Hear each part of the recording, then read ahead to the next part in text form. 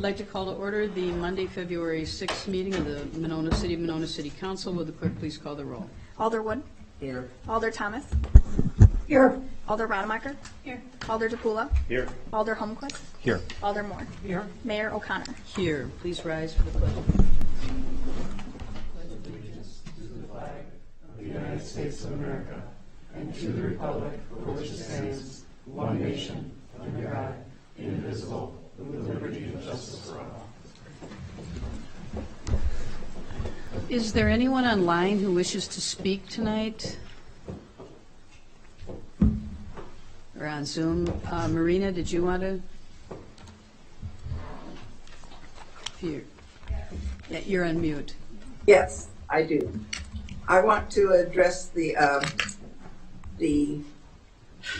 panhandling ordinance. It's not called that. Okay, we're going to Right. have you hold for just a minute while we approve the minutes, and then, does Peter want to speak too, or? If I may, thank you, Mayor. Okay, well, we'll do the minutes first, and then we'll put you both under appearances. Thank you. Is there a motion to approve the minutes? I'll move approval. Second. Any corrections or additions? I just have one, Aline, on page 6, under the DEI committee, John Anderson's name is Jon. Thank you. Thanks. So, anything else anyone has?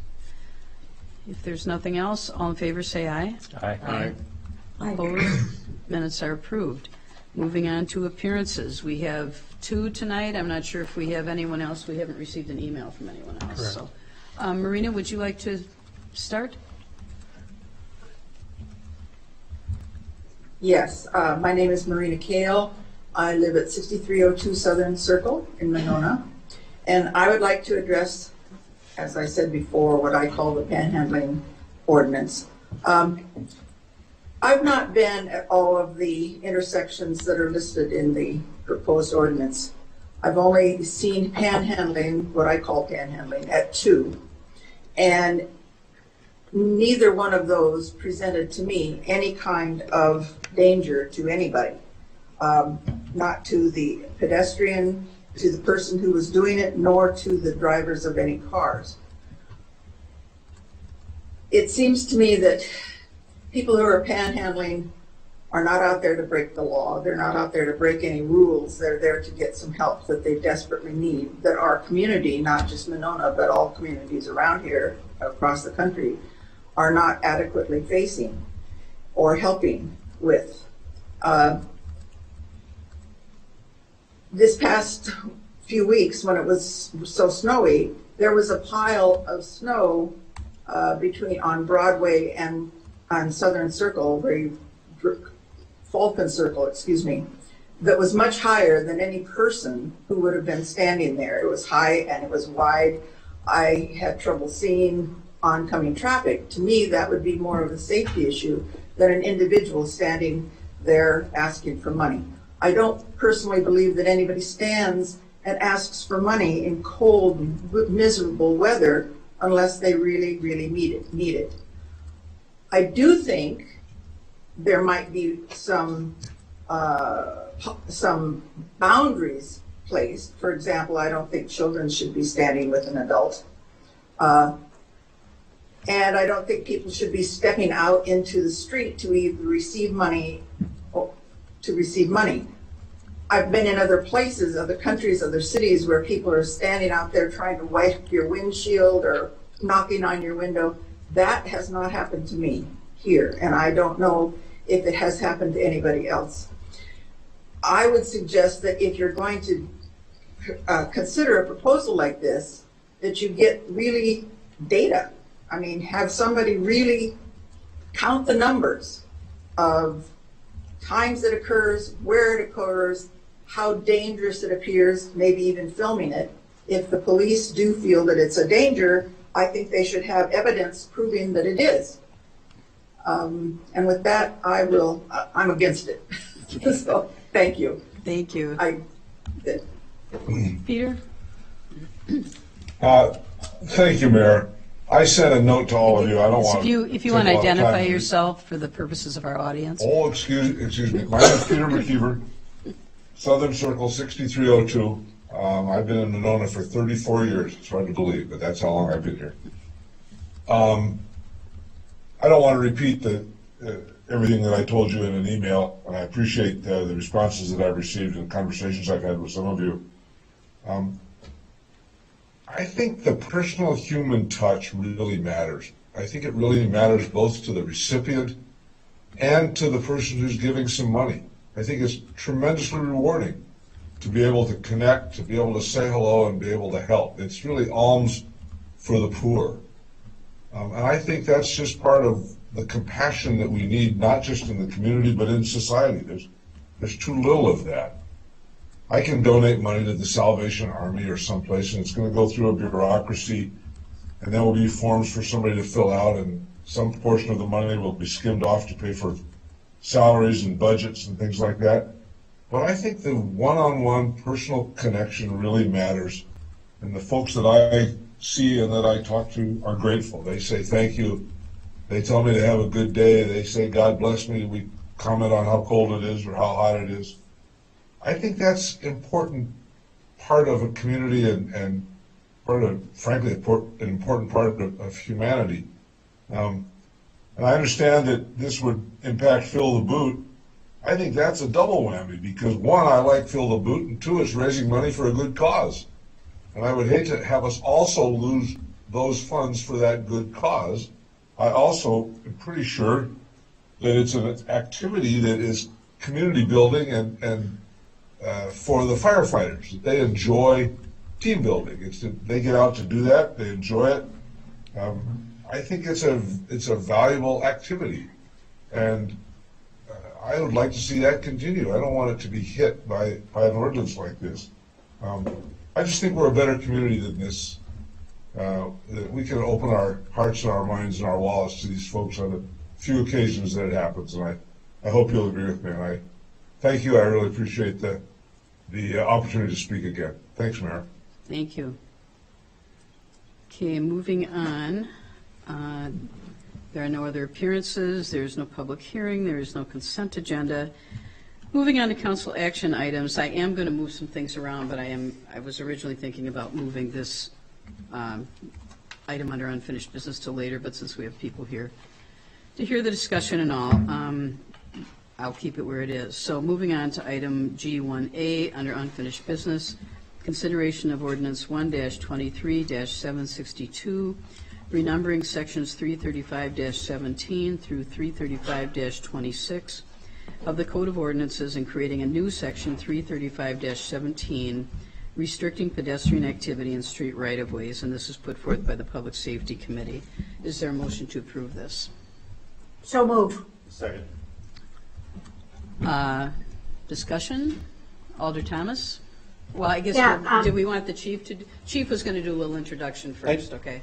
Well, Mayor, no need. I was just going to, number one, thank the public for their comments, and I too have received a couple calls and spoken to folks about this, and I just want to reiterate, from my perspective, and a lot of folks may not know my personal history of not coming from a lot of money, and at some point my mom and I were homeless, so this is something very near and dear to my heart. However, it's my job as your chief to identify safety hazards and safety issues and things that I forecast as becoming an increased issue. And so that's why I bring it before the city to make a decision if they want to determine any policy behind the safety hazard that I'm identifying and forecasting as being something that's going to become a much more bigger issue likely for our community. And the reason I bring that up is, again, and I referred to all of you in the map I sent you from the city of Madison and their ordinance and their restrictions along certain highways and medians within their municipality. And the information that I received from city of Madison with regards to their enforcement of their ordinance and how that might impact us. I'm all for giving. I'm all for making sure that people have their opportunities to give, and for those who are in need have expressed their constitutional right to ask for money. my role here as chief is to make sure that people are safe. And I've identified, my staff has identified, in regards to data, I can say that that question, which was a very valid question, we responded to 33 known calls of persons occupying these spaces.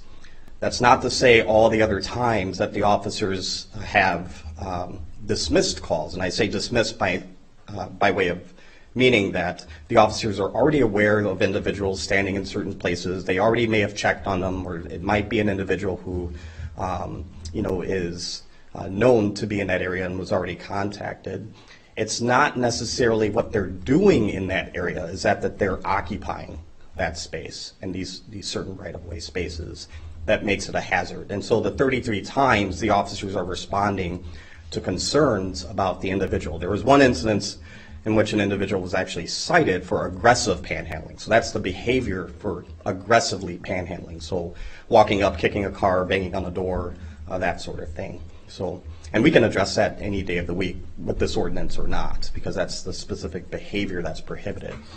However, again, this this right-of-way safety ordinance is fully intended to address the safety hazards that exist. I understand wholeheartedly, as I expressed in public safety, as I expressed in front of this body before, that there will be impacts, that we will be moving persons who typically have occupied spaces or would like to occupy spaces to a more safer location, that be the sidewalk.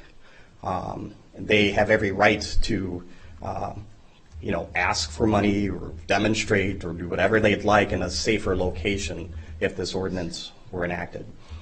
And I also want to emphasize the fact that your officers have compassion, and they hear it from me every day. I share my personal stories with the officers, and they have their own personal stories as well. And we have body cameras, and we have other methods in which I can audit that and make sure that these interactions are professional, they show empathy and compassion, and they are. Oftentimes our officers, without even being asked, offer rides to folks, or very much go deeper, take a deeper dive when there's children involved in some of these instances in which they do get called, and there are, when they arrive, valid concerns for safety and obstruction of view, etc. So they're doing the work. I will say this.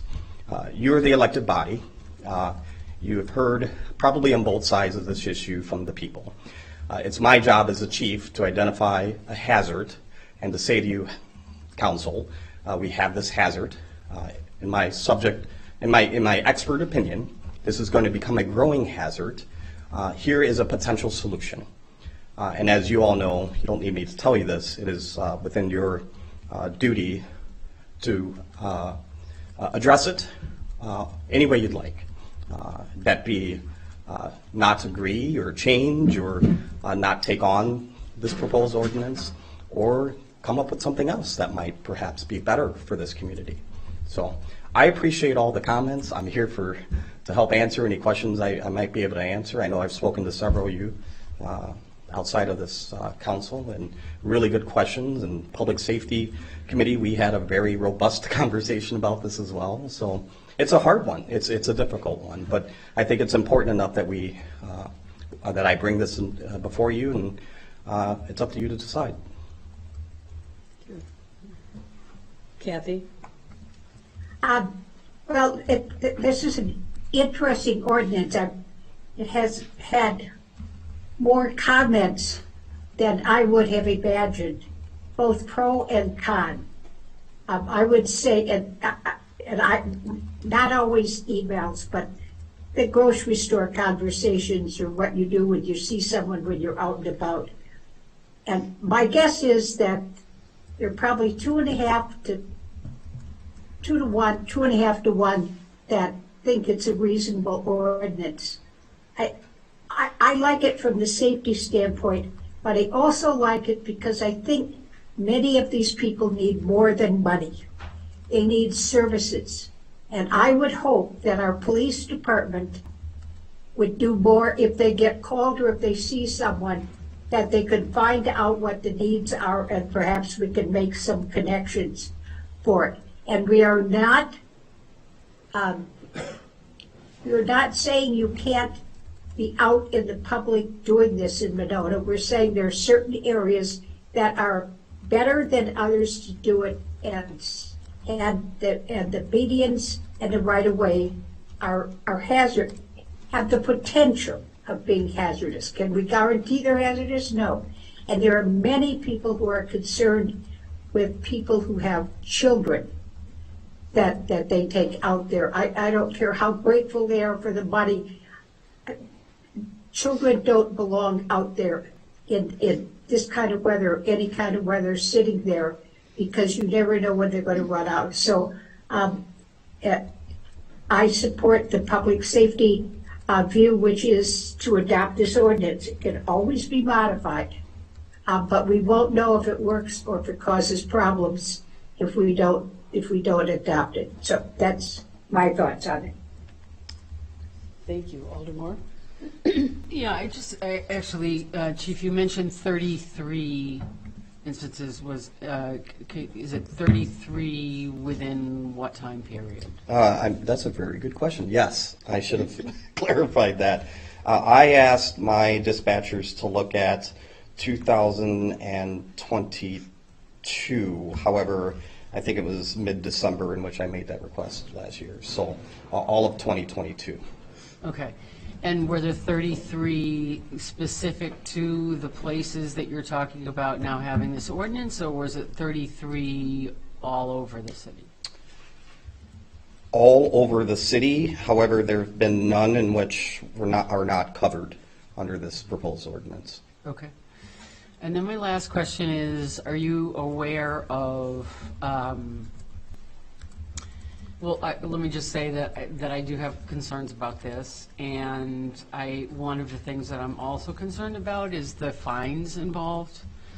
As I'm sure you're probably aware, and my fellow council members are aware, finding somebody that's already has no money, has no resources, is there a perpetual problem with bail and with a variety of other things? People that have traffic tickets and then they get picked up and thrown into jail because they have so many traffic tickets, and then they end up with more bail, and it becomes this vicious cycle of they can never get out from under whatever financial burden they're already, obviously in this case, assuming a financial burden, and so the whole idea of fining them another $50 or $100 for, on top of it. Just wondering if you know of any ordinances elsewhere that, if there's some other non-financial penalty that we might look at instead of a financial penalty. Yes, and I'll let City Attorney Cole speak on this again, but that is a very important question. I just want to cover again, ever so briefly, but it's very important, that your officers have compassion, right? Mm-hmm. And so they take it case by case, understanding what the person's situation is. It is not going to be the case, and I can take away any ticket or make that request for the city attorney to withdraw. That they see somebody for the first time and, they're there, you're going to get a ticket. Mm-hmm. That is not how I am going to roll out this, if this is enacted, right. This ordinance enforcement. Right. It's going to be an educational period. Here's where you can go, here's where it's prohibited, and here's why. By the way, there are other resources in town, can we help connect you to that, et cetera, et cetera, et cetera. Right. We participate, we're one of Monona, and this is a proud fact. I shouldn't be so proud because it should be more communities than just us that actually participate in the CRC, the Community Restorative Court in Dane County. We actually referred more people than the city of Fitchburg. We have referred, I think, more people almost than the city of Sun Prairie, or we're close to that. We make referrals, and this would qualify potentially as something that, were we to cite somebody, meaning that it has to be an egregious violation, it has to be somebody who is, we've made every effort to try to get them to comply with this ordinance, and we finally have to issue them the citation. There are methods in which they can request potentially restorative court in order to avoid the fine. But I'll let City Attorney Cole speak to what happens when persons do not pay their fines. Yeah, thanks, Chief. It's a good point. With respect to the monetary penalty, the municipal court only has the authority to assess monetary penalties. That's why our ordinances, the penalty is always a fine, because that is all our court can do. Only circuit courts can issue injunctions and things other than monetary. But I can reinforce what the chief said. Aside from the police side of it, when it gets to my side of things, that there is no bail or bond. These are just citations that are issued. So nobody has to post a monetary bond or anything like that. The ticket will have a return date where they need to come to court, and the citation is read to them and they enter a plea. But there's no bail or bond involved at all. When it gets to me, the first thing I say on these type of things is that the city does not want money from you. The city wants to ensure safety and security and that sort of thing. And I do have discussions with them at pretrial conferences. What's going on? Why do you need to do that? And I haven't had it in panhandling cases, but in disorderly conduct, in domestic situations, there's a lot of times where people do have stories behind the offense, and if there's any way to work it through, if I don't think they're just manipulating the system, I can assure you we work toward a resolution that does not involve money, particularly in a case where there's either indigency or lack of material resources. Shoplifting, I get those a lot of times, where people will shoplift, and the citation is good, they're guilty. Oftentimes, though, I'll have, if they're stealing things and selling it, that's a different issue. But if oftentimes I'll have juvenile girls stealing birth control, pregnancy tests, or stealing contraceptives, or that sort of thing. And those are treated as differently as I can, to still make the point that you can't shoplift, but the idea is not to try to get money from people and those sort of things. And this sort of ordinance, if it passes, would be dealt the same way from my standpoint as I'm sure the chief's standpoint. Right.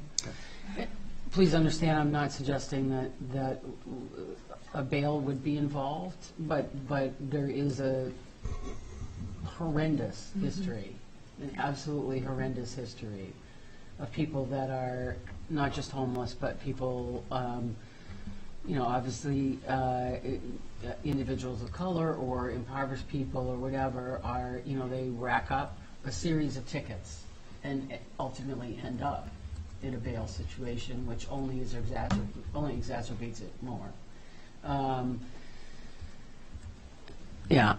And I guess my concern continues to be that, Chief, I have complete confidence that that you and the officers exercise compassion. On the other hand, what we have in writing is that on first offense we do this, on second offense we do that, and I'm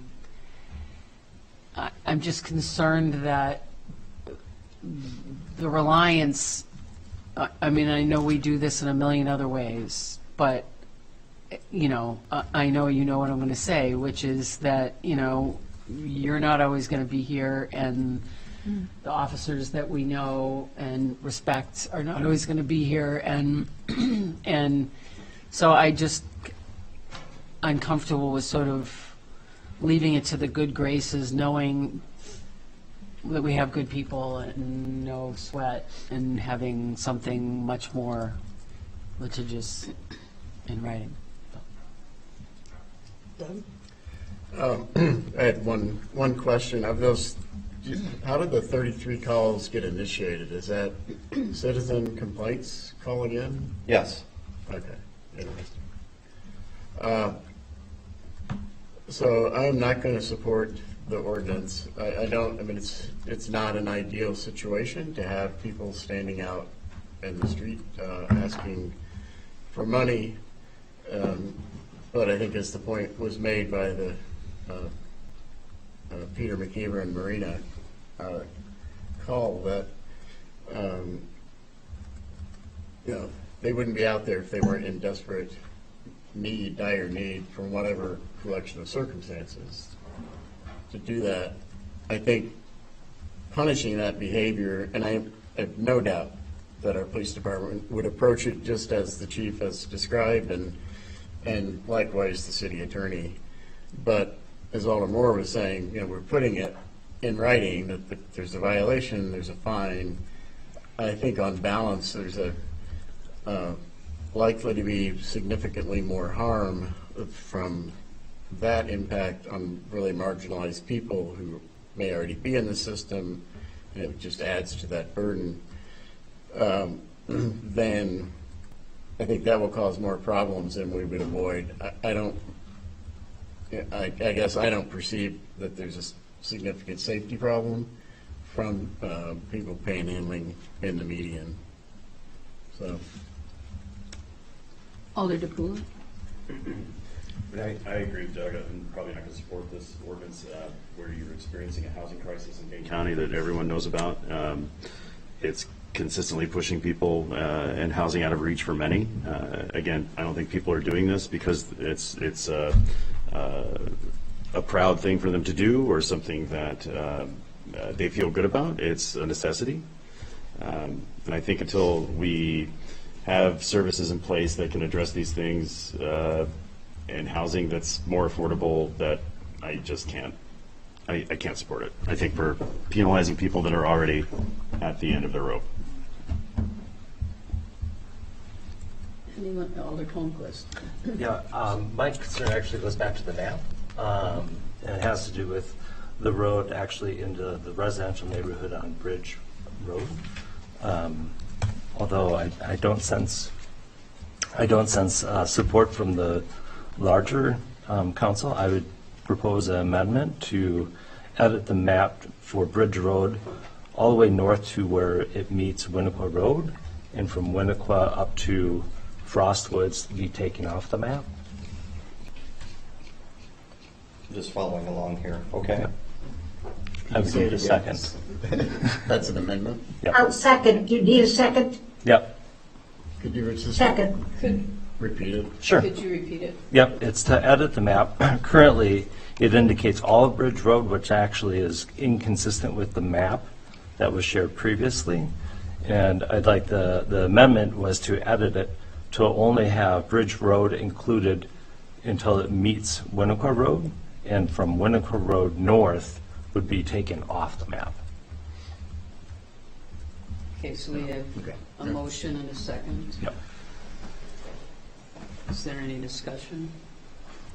And so some of the reasoning behind this was from our last meeting of the section north of Winnequa, I think is inconsistent with the other roads that are marked on this map. And I think it carves out a section of residential area that I just don't see fitting well. It's a area past the curve, which we restricted parking on one side and made a significant parking adjustment, and I think it would just be inconsistent with the ordinance. So. We have a motion and a second. Any further discussion? All in favor, say aye. Aye. Aye. No. Opposed? Motion. This is just the amendment. This is just the amendment. This Not isn't the map. This is the amendment of adjusting for the Bridge Road portion of the map.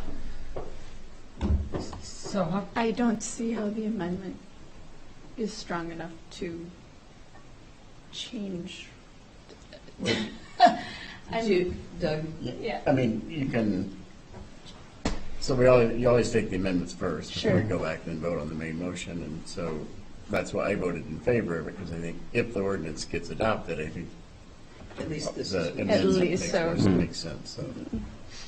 But So did you want to vote on it, or, I mean, you should vote one way or the other, I guess. No, I don't favor the amendment. Okay, so I think, I mean, How about a in roll a call? way, it's sort of a hedging a bet, like what Doug just said. would the clerk please call the roll? Alder Thomas, This is I, the amendment? This is on the amendment. Okay. Alder Rademacher, No. Alder Japula, Aye. Alder Holmquist, Aye. Alder Moore, No. Alder Wood. Aye. Motion passes. Okay, now we are back to the original motion. Teresa, did you Oh, want to say you know, something? I just wanted to thank the chief for his very thoughtful email exchange this afternoon with me. I was one of the folks that had some questions about this as well, and I think of an analogy, and I was in that heated discussion at the public safety meeting. One of the longest items ever on an agenda, one of the longest discussions that I've been a part of, out of all the things that come in front of that committee. And as Alder Thomas said, I also was surprised, but the more you think about it, it is something that merits a lot of thought and discussion. And at the end of the day, I think, you know, an analogy, if I'm driving down the road and something just doesn't seem right, I don't put my foot on the gas. I lift it off the gas pedal. I just sort of slow down a little bit until I'm confident that it's the right thing to do. And I'm just not comfortable that this is the right thing to do. Patrick? I had one more question for the chief, actually.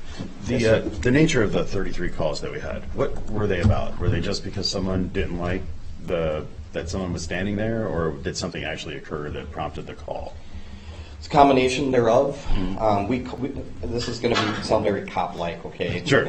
Check properties, information, complaint, and I don't have the breakdown of, I've gone through them, but I don't have it readily available in front of me.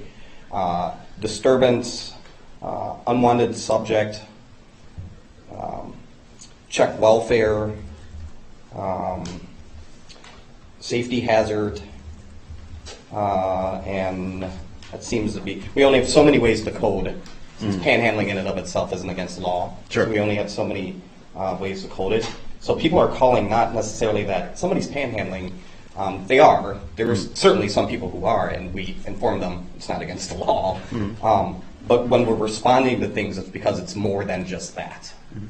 That we're able to filter out from the complaint and the call. So if somebody were occupying the median and they were continually stepping in front of cars, they would still be, that would be an issue regardless of whether or not we pass this ordinance or not. It'll and it'll be a check person Yep. or a safety hazard or an information. Sometimes if the officers are busy. I guess my only concern, and I'm with you. I'm with you. My only concern is how do I then go back to business as usual when I know this is, and that's something that I have to address, and I'll talk to the mayor about, and our acting Mark.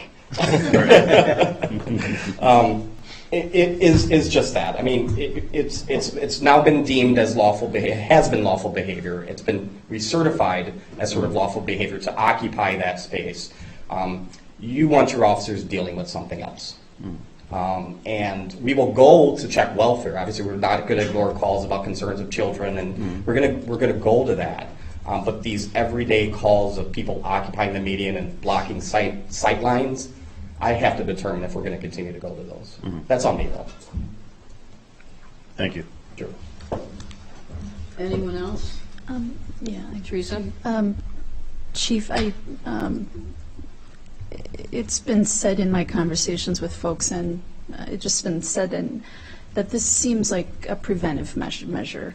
And you said earlier, you know, it's your job to forecast things and to see what might be coming down the road and to prepare for it, and you do that very well. Thank you. I'm just, at the same time, I'm also hearing requests that let's just get the data before we make a law. Let's just see how much of a issue this really becomes. So, May I respond to that? please. Sure. I think the challenge, Alder, is what data are we looking at now? Because our officers are not going to respond to these calls. Are we just looking at when the calls come in? I've already sort of filtered that out with, I've eliminated just a regular routine panhandler, nothing else issue. So that's where the trickiness comes into what data are we actually going to look at.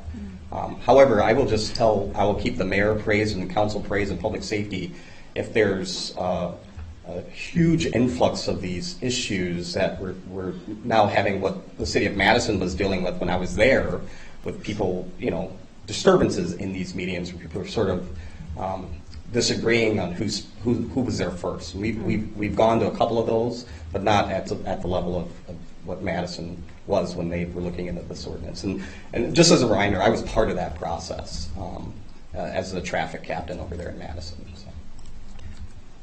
Alder Thomas? Chief, do your officers not have enough to do that you're out looking for things for them to do?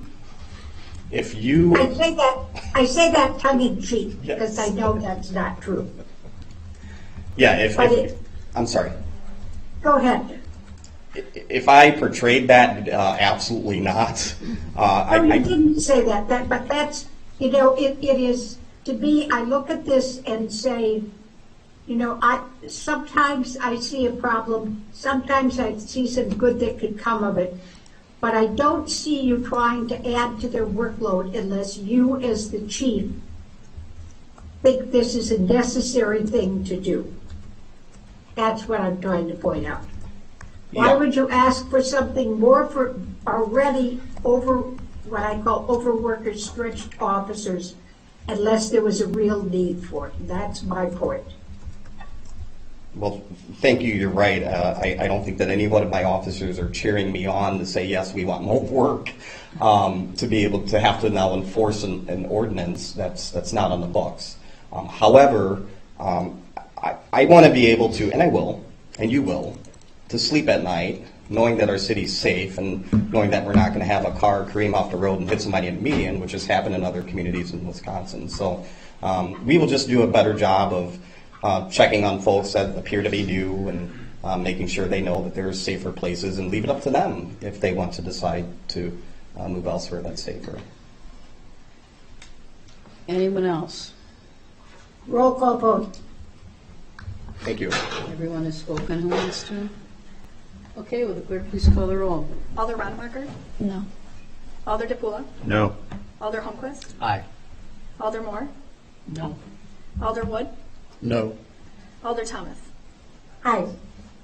Motion is defeated. Thank you. Okay, now I'm going to take a few things out of order. We're going to move on to new business item 2B. Thank you, Chief. Thank you all. Consideration of Resolution 23-2-2609, amending the 2023 capital budget to increase funding for truck replacement purchase, put forth by the Public Works Committee. Dan. Thank you, Mayor. Just received recommended approval from the Public Works Committee on February 1st. We also received finance recommendation for approval tonight prior to this meeting. The 2022 capital budget included funding for the new truck for 2022. We had $48,700 budgeted for that truck, and after the City Council approved the capital budget, I believe it was in October of 2021, we reached out to Ewald Automotive, who had the state contract, and placed an order for the truck in November of 2021. And at that time, the cost was $33,613. We spent the entire year of 2022 checking on the order throughout the year. There was no update that it had been scheduled for construction or production. In the packet, I do have a timeline of events that of our inquiries throughout the year. December 19th, we were notified that Ford Motor Company canceled our order. And so at that time, we began to search the internet, make some calls to various dealerships throughout the United States. Our Deputy Director, Jeff Johnson, took care of all that work, contacting around 24 dealerships. And throughout the United States, we were only able to find one place in Maine to make a purchase from, and we received tentative approval from Mark serving as interim administrator, who had informed the mayor at the time of what we were facing. So we made that purchase. It was $50,390. And again, we were planning a purchase for the cab chassis to be $33,613. So we're here today seeking a capital budget amendment of $18,330, which will bring the overall total cost to $67,030 to make this complete purchase. Again, is for our 2022 truck that we had on order. Did you want to explain how we're paying? Yeah, so for this, Mark? basically, this was budgeted 4 different ways. It was 25% was general obligation, water, basically water rates, sewer, storm. So basically, we borrowed for all of them, each different method. We had a project for the general fund, general portion. So the general portion is for $4,582, and same for all the other three. We had a project, the Broadway. I forget the name we called it, Dane County Broadway. Yeah, it was a By the Dane ramp County here. partnership. Yeah, we saved $25,000 on that in 2022. That basically would have gone to fund balance. So it's basically using fund balance from 2022. So we had $25,000 from there to cover the $4,582. Water, we had 5 projects that we had savings about $9,000. Sewer and storm, we had two projects or some projects we had savings there. So that was covering the cost of it. So there's no additional borrowing that is needed. It was just savings from projects. Doug? Would it be beneficial to vote on this tonight, or is there any reason not to do so? This is retroactive, so it's the council's choice. We did receive the chassis already. Yeah, right. So I'll move to suspend the rules and take this out of order. Is there a second? Second. All in favor, say aye. Aye. Aye. I'll move approval. Second. Any further discussion? Nancy? Yeah, I just have a question. So, I don't know, it strikes me, I'm unclear. Why did Ford take it upon themselves to cancel the order?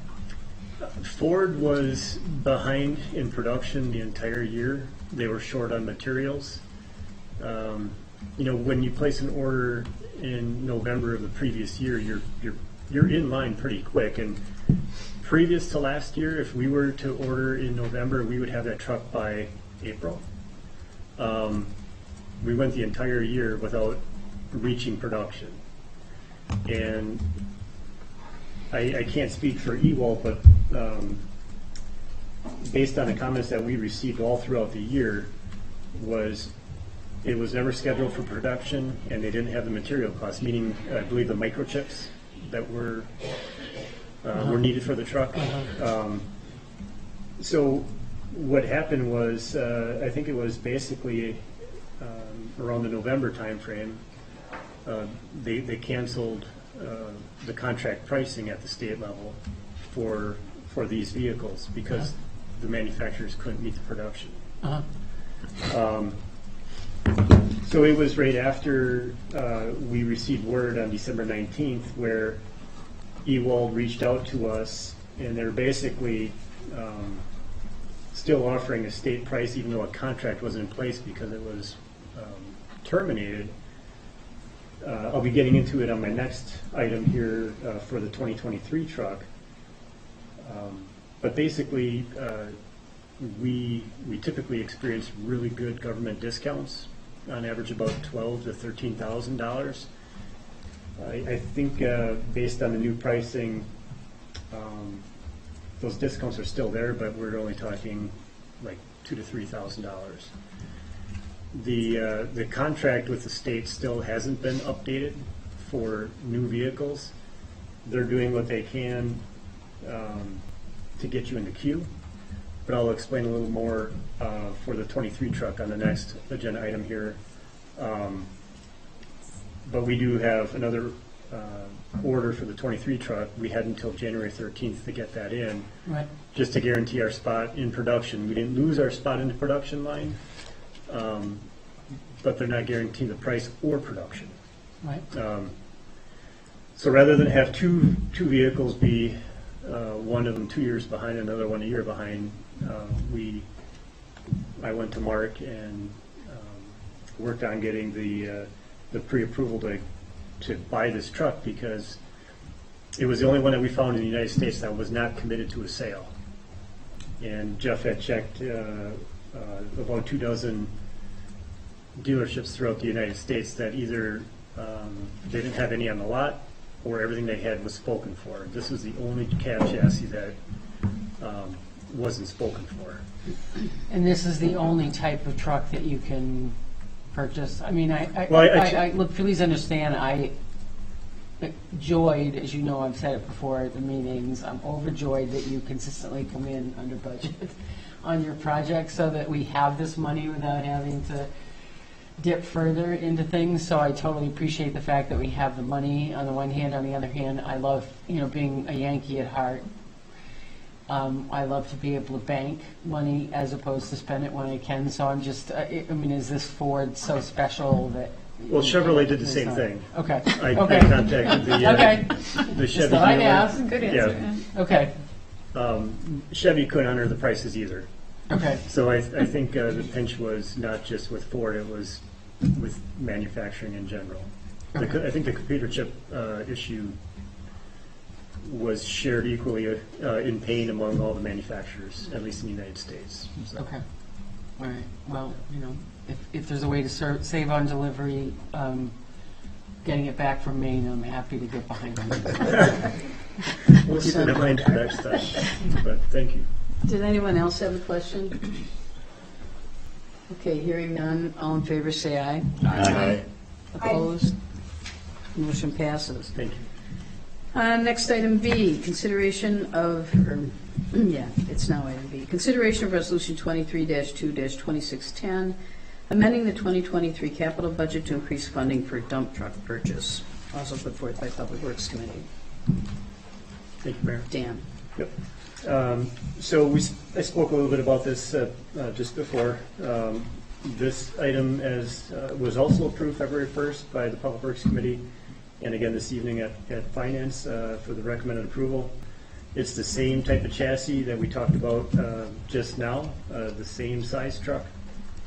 We had budgeted $55,000 for this purchase in the 23 capital budget. We were basing our price for the chassis with inflation around $35,000. At that time, the state contract was still valid, and that was the June-July timeframe. We did receive the quote from Ewald for $46,794 for the 23 model truck. We had to have that order in by January 13th. And so if you look at the price that we signed for Ewald, $46,794, almost very comparable to the price that we paid for the truck from Maine at $50,390. A little bit better government discount here than what Maine offered. We did get the Maine government discount that they provide to Maine governments. Just a few grand cheaper, but we were able to get the order in for that cost. Ripple effect for that, we would be seeking a readjusted total for this capital budget line item for $63,550, an amendment increase of $8,550. Again, this is for a 2023 chassis that they believe will be built this year. We do have our same spot in the production line that we had last year, so we didn't get bumped there. And like Mark said just before, this $8,550 is covered through balances that we experienced in 2022. So. Questions, anyone? Can we take this out of order as well? Teresa? Or did you want, I guess I'm just wondering, at what point are we able to lock in a price and to be certain of This it is will be- unique to this year. Okay. I know Jerry and Fire and Jake and Parks, they've come to council a few times over the past year and a half with similar situations. There was an article in the Herald Independent last week. I believe Cottage Grove is in the same situation we are with canceled orders. So we're not alone here, but I'm hoping this will be the last year we have to do this, and we get back to a normal operation with the state pricing. I think there is some word out there that the auto industry is starting to catch up. Yeah. But I hope this is the last time I'm coming back for vehicle amendments, so. I'd like to move to suspend the rules and take this out of order. Second. All in favor, say aye. Aye. Is there a motion to approve? Motion to approve? Second. Any further discussion? Seeing none, all in favor, say aye. I, Opposed? Motion passes. Thank you. Thank you. One more for Dan. Or I'm sorry, Brad is going to discuss this one. Consideration of Resolution 23-2-2611, amending the 2023 capital budget for Atwood Avenue improvements, also put forth by the Public Works Committee. Brad. Good evening. Good evening. So this budget amendment is for $11,500 more than the estimated cost given to us from MSA, who is the engineer assisting in design for this project. This is a 60% funded federal funding on this project. Our portion, the Monona portion, is very small. Overall, it's like I think it's almost close to 13 million or 12 million now for this project total. RG Houston was the apparent low bidder. WIS DOT did the review and approved the bid. So this is just to make up the difference for Monona's portion. And these costs are after funding. So the bulk of the cost was in the sanitary sewer repairs. Most of that is for the the costs for lining the sewer. And then the other added costs, for the most part, was for the streetlights, which is pretty consistent with market rates right now for both lighting, electrical, and the adhesives or treatments that they use for the sewer lining. Any questions? you want us to take this out of order? Yeah. I move, Is that a motion? I move to take it out of order.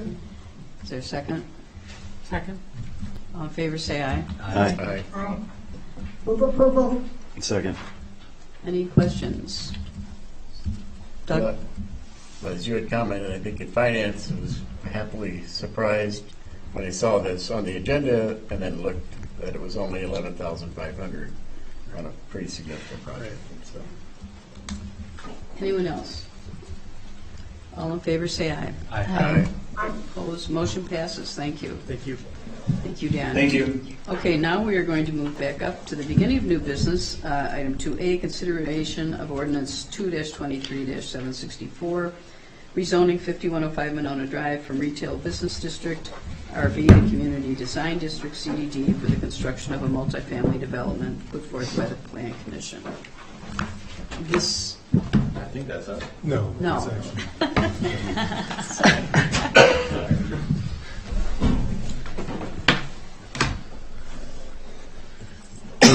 Doug. Thank you. Good evening, everybody.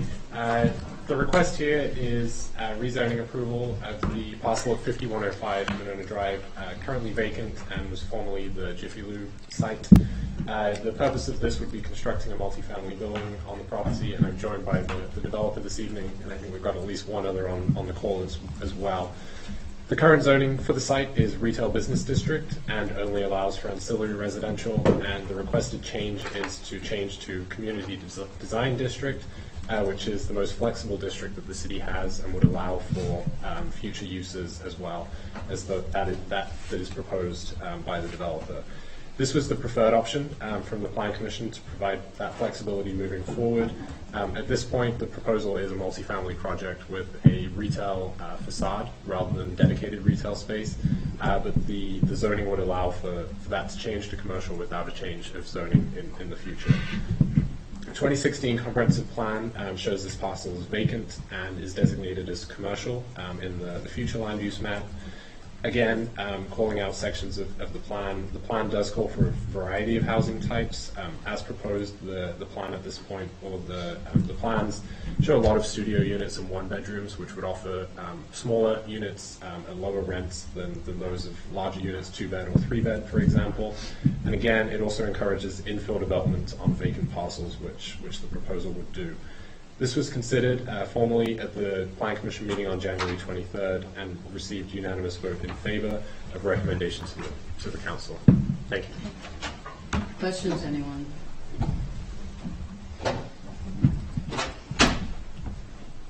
Doug, would you have any questions about this item? Nope. Looks like no one has any questions. Thank you. This will be back on the next agenda.